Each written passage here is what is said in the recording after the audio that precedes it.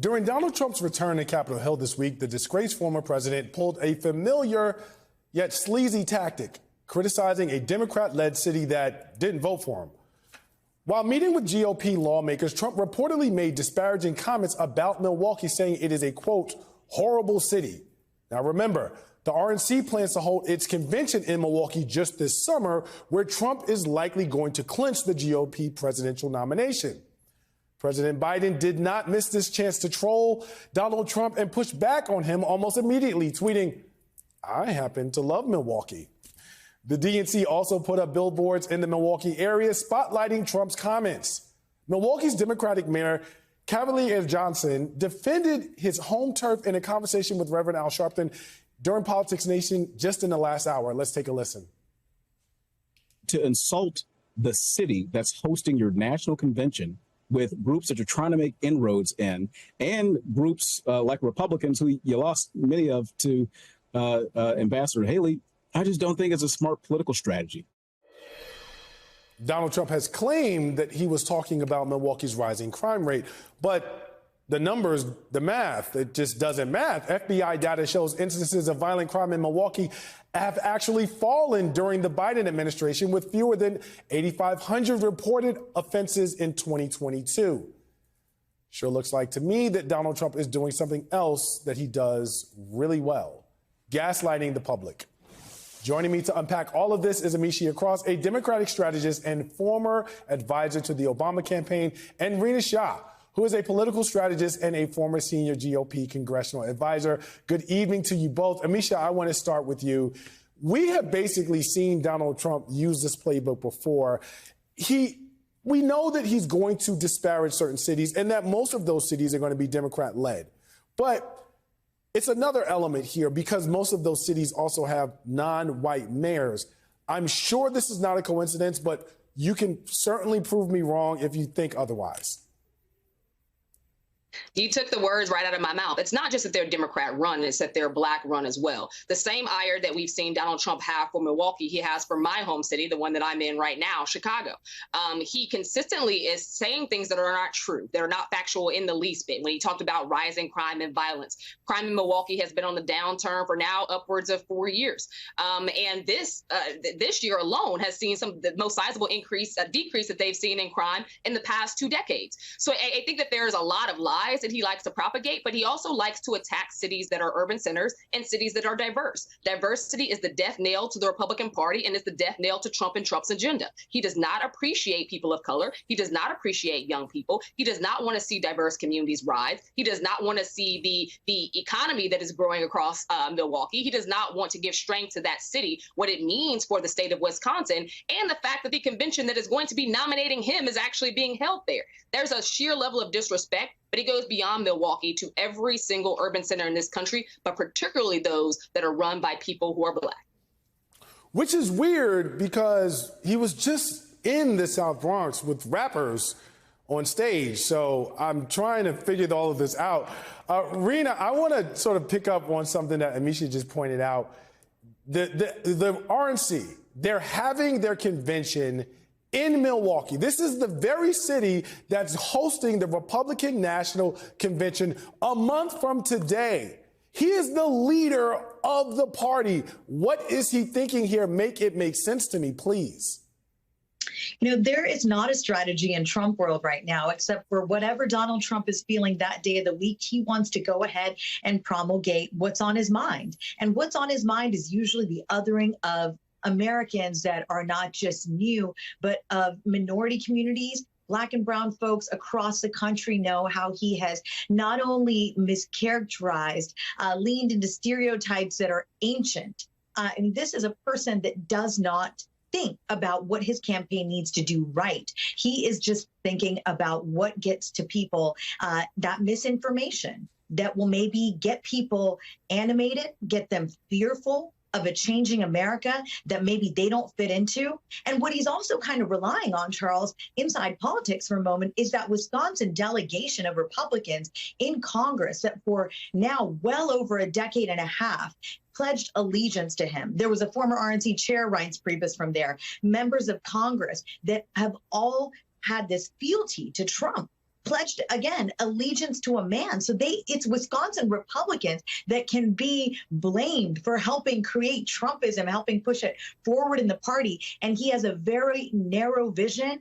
He's not thinking straight, and he's kind of going right for that, again, hate to say it, red meat of going for that changing America, an America that doesn't fit in for folks who are white. But Rina, for a moment, just talk to me about what does this do? What does it mean for down ballot candidates in his own party who are in purple districts or light red districts and still need to get elected or reelected when he pulls a stunt like this a month before their national convention?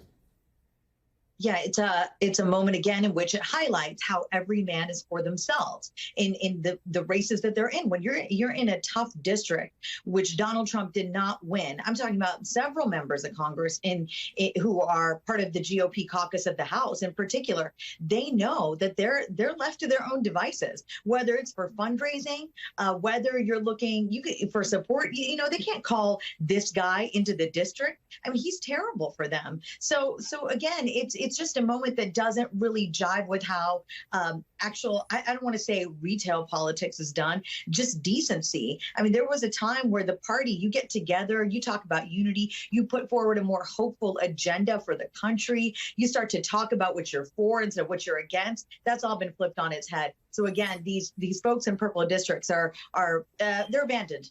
That's what they are, simply put.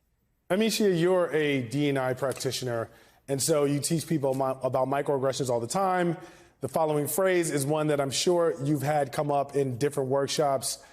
I can't be racist because all of my friends are black, gay, queer, Hispanic, Latino, from another planet, have three arms, disabled, whatever the group is. So Donald Trump is starting this new coalition for basically blacks for Trump in America. And he said, quote, I have so many black friends that if I were a racist, they wouldn't be my friends. They would not be with me for 2 minutes, maybe one, but 2 minutes if they thought I was a racist. Can you please explain for our audience how deeply problematic this logic is? Well, it is deeply problematic and it's frustrating. And to your point, you'll be hard pressed to find somebody who does not have racial animus who has not made a statement like that. There are individuals who often say, well, my black friend, and that black friend is typically someone who is not a friend to the black community, all skin folk and kinfolk. Those same people are actually supporting laws and policies that restrict access for black people in employment, in higher education, in small business ownership and things like that. There are black people who are not friends to the black community. The individuals who stand by the Republican Party who happen to be LGBT, who are watching the expansion of book bans, who are watching the restrictions on access for LGBT people and their, and just being able to pursue love, to pursue family. And that's coming out of the Republican Party that they stand behind and stand in lockstep with. So it is not uncommon, unfortunately, to see individuals who have animus towards racial groups or against LGBT groups and things like that, to also say that they have friends within those cohorts. But I would question those friends, because if you peel back that layer, those friends are typically people who also align with being anti-LGBT, anti-black, who themselves, if you put the mirror on them, are reflective of the community, but they're not reflective of the values or the policies that will move that community forward. They are oftentimes self-hating, and they oftentimes are people who are actively fighting against their own self-interest. Amicia, tonight we're going to see the president going out into Los Angeles and having a fundraiser with some big names, Barack Obama, George Clooney, and Jimmy Kimmel among them. Is there any concern that something like this only plays into the trope that Democrats are elitists and basically not concerned with the common man in America? One of the most working class cities in America, all the working class cities in America that I can think of are within the Midwest. Milwaukee is one of the strongest. So for Donald Trump to say the things that he said about the city of Milwaukee, that was a direct attack on working class people. I think that in any administration, in any campaign, you're going to see fundraising tactics that are small donor as well as large donor. We know that for the Biden campaign, the overwhelming majority of his fundraising swaths have come from small dollar donations. That means that everyday Americans are giving to the Biden campaign and giving on a monthly basis, recurring donations. This is no different than any other campaign where you are working to build your, to build your base across multiple different sectors. The Democrats, especially under this president, have had a very strong relationship with people across multiple areas of the entertainment industry. That's not new. Democrats have always had those relationships. And previously, we saw some Republican presidents who had it as well. Because Donald Trump stands for what he stands for, he typically pulls some of the most denigrated and low-hanging fruit of those who happen to be, of the celebrity status that everybody has kind of pushed to the side. So they're like, C-list, D-list celebrities. But he's tried to bring those on as well in terms of fundraising. But I don't think that this does anything to diminish President Biden. He's playing all of the angles he can, and he has to, because this is a very competitive race, but he's also very strategic in understanding that his fundraising haul is 4 times that of the RNC and of former President Trump, and that train is just going to keep on rolling. Amisha Cross and Rena Shaw, thank you both for being here. And now with me is Reverend Dr. Wendell Anthony, who is the president of the Detroit branch of the NAACP and a pastor in Detroit at Fellowship Chapel. Dr. Anthony, thank you for being here as well. Let's start with your take on Donald Trump's visit to that Detroit church, which we were just talking about yesterday, along with Reverend Sewell. What's your sort of takeaway? Thank you, Attorney Coleman. Obviously, you articulated what needed to be said within your commentary, your narrative. First of all, it was not an outreach, it was an inreach. You called it right. There were more white folk there than African-American folk who were there. And in fact, he was coming to charge and to talk to the African-American community. He did not. It is amazing to me how one could utilize the Black church, a sacred institution, to propel your pernicious, perilous bargainings relative to what you want to do to propel your political concerns. It's not a question of coming in for policy. He did not articulate any policy. He articulated the fact that he wanted to come and get some Black votes. But whereas a policy, we believe in policy. The very community that he came in needs education. You just heard the pastor talk about that. They need the infusion of economic development and small business loans. Having gold gem shoes with red bottoms, putting your face on a T-shirt behind prison bars, that's not policy. Coming in, talking about $16 billion for HBCUs, education, that's policy. Having an infrastructure bill to create jobs and opportunities in the same community that this pastor is from, that's policy. Talking about a policy where people are treated fairly and equitably by the criminal justice system. Trump talked about wanting to conclude and end crime. Well, why don't you institute the crime bill? Why don't you pass the George Floyd Justice and Policing Act? That's policy. Why don't you pass the John Lewis Voting Rights Advancement Act? That's policy. Talking about what you're going to do with some kind of platinum plan when you had an opportunity to do, that's really frivolity. That's not policy. Holding a Bible upside down in front of a church, talking about you love the Lord, when you never open up the book to see what the Lord says in terms of loving your neighbor as yourself, treating people like you want to be treated. I was a stranger and you took me in. I was hungry and you fed me. I was thirsty and you gave me water. I was a prisoner and you came to see me. Those are policies. That's what we need. We don't need people to stand up on frivolity. We need you to come in and talk about policy. We know what you have done. The question is, if you have another chance, we'll see what you will yet do, which is not in our specific interest. Now, Dr. Anthony, I got to stop you before you preach another sermon. You already worked today. I got more questions for you. Donald Trump sat down recently for another interview with Semaphore and had this to say.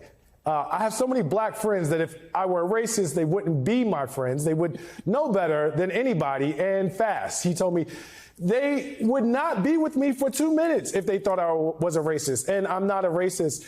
Is this an effective appeal to Black voters? I know you talked about policy, but at the same time, there are a portion of Black electorate members, particularly black men, who feel as though they are not being spoken to? Is there a danger that Donald Trump may appeal to this particular demographic in a way that takes away votes from the Democratic Party?